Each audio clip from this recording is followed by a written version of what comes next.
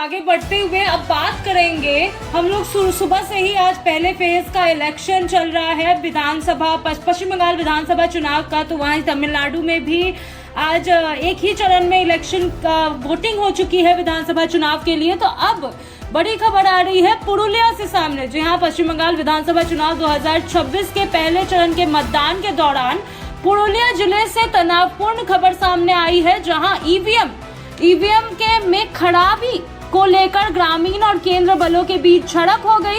इस घटना ने चुनावी प्रक्रिया के दौरान तकनीकी व्यवस्थाओं और सुरक्षा को लेकर नए सवाल खड़े कर दिए। जी हाँ, ईवीएम मशीन में कुछ तकनीकी खराबियों की वजह से वहां पे मुठभेड़ का माहौल छा गया। जानकारी के अनुसार मतदान के दौरान एक पोलिंग बूथ पर ईवीएम के तकनीकी गड़बड़ी की शिकायत सामने आई, जिसके बाद स्थानीय मतदाता नाराज हो गए। ग्रामीणों का आरोप था कि मशीन सही तरीके से काम नहीं कर रही थी, जिससे उनके वोट देने की प्रक्रिया प्रभावित हो रही थी।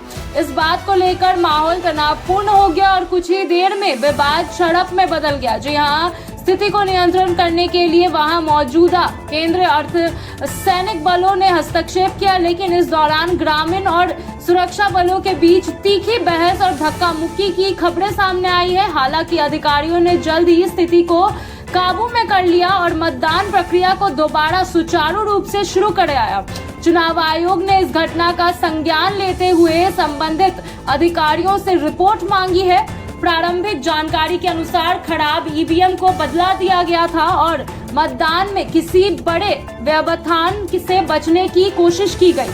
अधिकारियों का कहना है कि तकनीकी गड़बड़ी तो तुरंत दूर करना प्राथमिकता है, ताकि मतदाता बिना किसी बाधा के अपने मताधिकार का प्रयोग कर सके। इसके अलावा राज्य में पहले चरण के तहत 152 सीटों पर मतदान हो रहा है और इसे राजनीतिक रूप से बेहद अहम भी माना जा रहा है। एक और तृणमूल कांग्रेस अपनी सत्ता बरकरार रखने की कोशिश कर रही है, तो वहीं दूसरी ओर भारतीय जनता पार्टी यानी कि टीएमसी सत्ता परिवर्तन के लक्ष्य के साथ मैदान में उतर पड़ी है।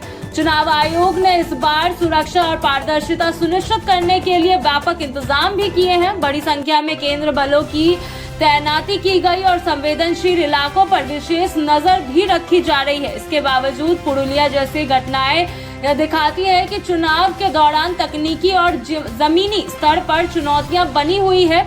अधिकारियों ने लोगों से अपील की है कि वे अफवाहों से बचें और किसी भी समस्या की स्थिति में चुनाव अधिकारियों को तुरंत सूचित करें। प्रशासन का कहना है कि हर बूथ पर निगरानी रखी जा रही है और किसी भी गड़बड़ी को तुरंत ठीक किया जाएगा। कुल मिलाकर अगर बात करें तो पश्चिम बंगाल चुनाव 2026 के पहले चरण में जहां मतदाताओं का उत्साह नजर आ रहा है, वहीं पुरुलिया की घटनाओं ने कहीं न कहीं यह दिखा दिया है कि चुनावी प्रक्रिया को पूरी तरह सुचारू बनाए रखने एक बड़ी जिम्मेदारी है, जिस पर प्रशासन लगातार काम कर रही है।